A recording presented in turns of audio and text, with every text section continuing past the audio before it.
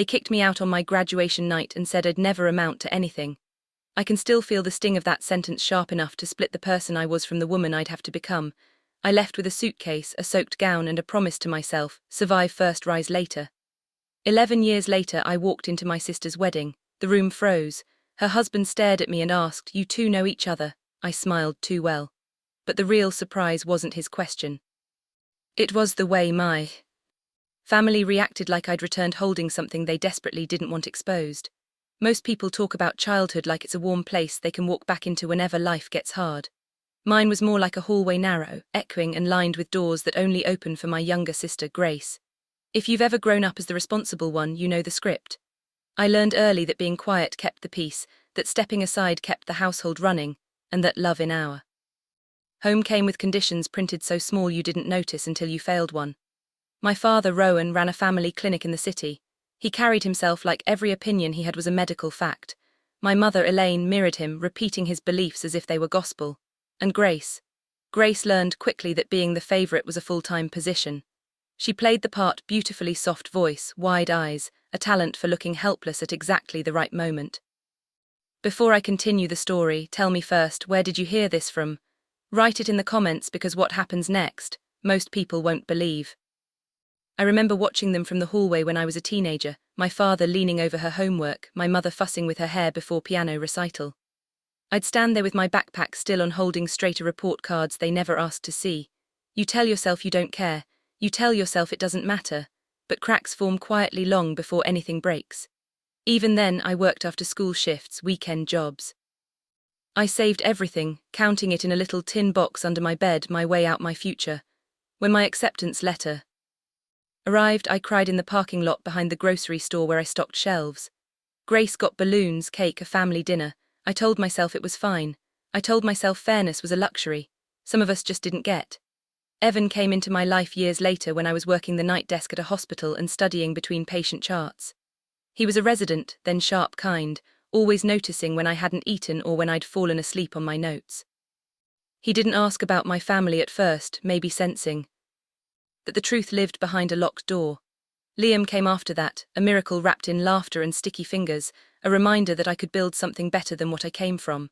For a long time I avoided anything that carried the Hart name. Family photos, holiday gatherings, even the city block where their clinic sat. But the wedding invitation changed everything. Not because I wanted to see them again, but because the envelope held a weight I couldn't name. And deep down, I knew walking into that ballroom would mean opening a door I'd kept shut for more than a decade. 11 years later, I walked into my sister's wedding. If the past had a temperature, the ballroom felt exactly like it. Too bright, too polished, too eager to pretend nothing had ever happened. Chandeliers threw gold onto marble floors, and guests in elegant suits drifted like they were part of a scene staged for a magazine spread. I stood at the entrance for a moment, smoothing the front of my dress, steadying my breath.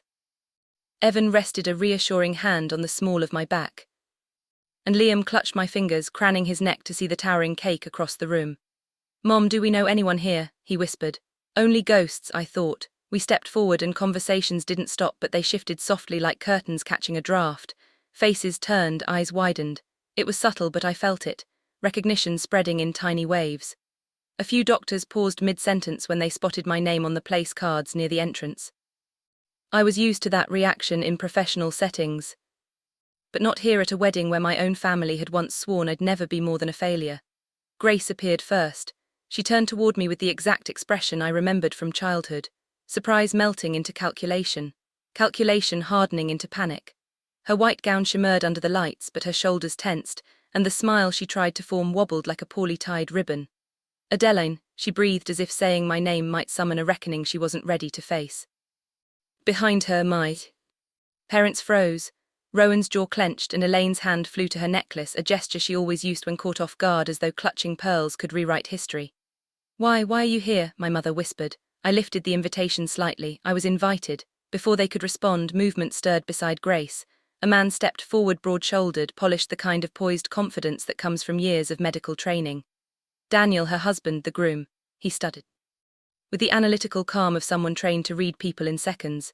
His eyes flicked from my face to the small name badge clipped to my clutch, and something sharpened in his expression. "You two know each other?" he asked, glancing between me and the family, who suddenly looked like they were standing on cracking ice. The question struck a silent chord through the room. Grace went stiff, my parents blanched, guests nearby slowed their steps, the air tightened waiting. I felt the old ache tug at my ribs, the memory of rain, the slam of a door, the words that carved themselves into me the night they drove me out. But beneath that ache was something steadier, stronger, the woman I'd become. I smiled, too well. Daniel blinked, confused, and in that tiny hesitation I saw the first thread unravel. Grace's fingers nodded in the fabric of her gown. My mother's lips parted like she wanted to intervene but had no script prepared for this moment. Evan leaned closer. "You okay?" he murmured. "I'm fine," I said, and for the first time in a long time it was true, because I could feel something shifting. Not loud, not chaotic, but quiet and inevitable, like pressure building beneath glass.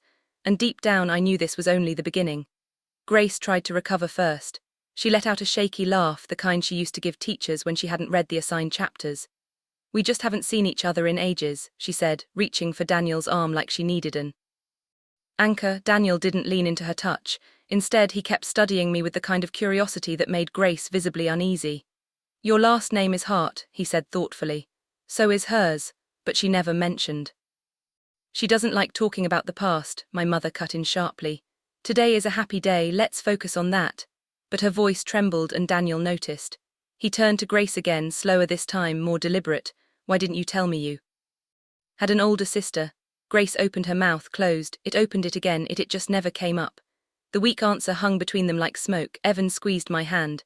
A few nearby guests stopped pretending not to listen. I didn't need revenge. The truth was doing the work for me. A server passed with a tray of champagne. I picked up a glass, letting the cold stem settle into my fingers while I watched the three of them, my sister, my mother, my father, shuffle under the weight of a story they had spent over a decade trying to bury. Rowan finally stepped forward. "Adeline," he said in a low voice meant only for me but too brittle to stay contained. "I don't know what you're trying to do, but this isn't the place." That old instinct, the one that used to make me shrink, apologize, fold myself. Smaller, flickered for a moment, then died. "I'm not trying to do anything," I said. "I'm simply attending the wedding I was invited to." For a second he looked like he might explode. Then he caught Daniel, watching him, recalibrated and forced a smile so tight it looked painful. "Let's all take a breath," Daniel said carefully. "I'm just surprised.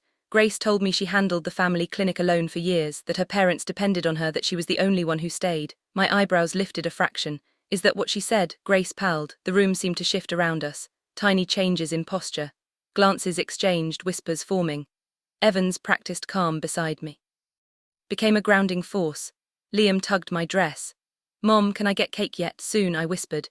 Grace stepped closer, her voice lowered to a hiss only I could hear. "Why are you doing this? Why show up now?" "I didn't know I needed your permission," I replied. Her eyes pulled with panic, not guilt, panic. The kind of person feels when the facade is slipping and there's nothing left to hold on to. Moments later, she disappeared into the hallway, heels clicking too fast for a bride. Elaine followed. Rowan lingered, glaring at me like I had reached out and snapped the life he'd constructed for Grace. But all I had done was walk in the door. Evan nudged me gently. "She's unraveling," he murmured. "No," I said softly, "she's revealing." And when I finally followed her to the restroom hallway, I knew something had shifted inside me. I wasn't that drenched 18-year-old anymore, begging to be believed. I was the one they should have feared losing. I found Grace in the restroom hallway, gripping the marble counter as if the room were tilting. Her reflection looked brittle, eyes too wide, breath too fast, the kind of panic you can't hide behind makeup or pearls. When she saw me, her shoulders snapped back. "You had no right to come here," she whispered, voice fraying at the edges. "I was invited," I said, "by your husband." Her jaw tightened. "Daniel doesn't know everything." I'm starting to realize that, I replied, for a moment. Neither of us moved. The music from the ballroom drifted in, soft, romantic, painfully out of place.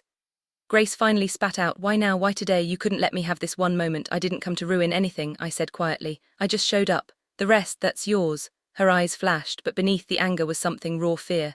"He can't find out," she whispered. "You don't understand." "I understand perfectly." She flinched. Because I did understand. I understood the years of lies, the story she told everyone, that I dropped out, that I was unstable, that she carried the family's burdens alone, all while living off the opportunities bought with my stolen future. "Grace," I said, "you can't build a life on a version of me that never existed." She grabbed my arm. "Please don't say anything else out there." I removed her hand gently. I haven't said a word, and that was the part that terrified her most. When we returned to the ballroom, the atmosphere had shifted. Conversations faltered when we passed. My parents stood near the head table, whispering urgently to Daniel, who looked increasingly troubled. Evan walked toward me, Liam perched on his hip. People are asking questions, he murmured. Let them, I said. We returned to our table just in time to hear a doctor from one of the major hospitals greet Daniel warmly, then turn to Grace. You worked at your family's clinic for how many years again? Grace straightened, forcing a bright smile. Oh, I've been managing everything since college. The doctor nodded politely. And where did you study again? I remember Daniel mentioning Stanford. Grace cut in quickly. I completed a specialized track. The doctor paused. Really, I collaborated with faculty there for 5 years. I don't remember that program. Daniel stiffened beside her. I felt the moment the thread snapped. He turned to her slowly. Grace, which professors supervised your program? Grace's lips parted soundlessly. Rowan jumped in. This is ridiculous. Today is supposed to be about joy. Elaine placed a trembling hand on his arm. Let's not do this here. But Daniel was no longer listening to them. His attention was locked on his bride. You lied, he murmured. Did you ever even attend Stanford? Grace's breath hitched. The room fell into a hush so absolute it felt like gravity shifted. I didn't step forward, I didn't interrupt. I simply watched the same way a witness watches a building sway, before it collapses under its own faulty beams. Daniel exhaled sharply. Grace, who is she really? He nodded toward me. You said she was unstable, you said she cut the family off, you said I had to. Grace broke in, the words tumbling out. If I didn't, they would have looked at her, not me. You don't know what it was like. Her voice cracked, and suddenly she wasn't angry anymore. She was unraveling. She's always been smarter, Grace whispered. Always, everyone favored her. Favored me, I repeated softly. Grace, they threw me out. There it was, the truth she'd never wanted acknowledged. Not publicly, not with witnesses who would remember. Rowan stormed forward. Enough, you will not take attention from your sister's day. I met his glare calmly. I'm not the one taking attention. Daniel faced him. Is it true? Did you kick her out on graduation night? Rowan's nostrils flared. She was ungrateful. She refused to help at the clinic. That's not what you told me, Daniel said quietly. You said she left because she couldn't handle responsibility. Grace squeezed her eyes shut. I felt my own pulse steady. This wasn't revenge, it was revelation. In fact, Daniel continued, the records from your clinic don't align with what Grace has told me. I saw her name listed only as a receptionist, nothing more. Elaine palled. Rowan took a shaky step back, and just like that, the structure they'd built, the narrative they'd depended on for 11 years, began to crumble. Daniel turned to me.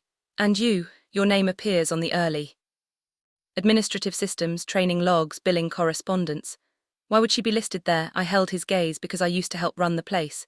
Grace's breath caught. I didn't think you'd remember those. I remember everything I said. There was no anger in my voice, only truth, and that truth drew every eye in the room.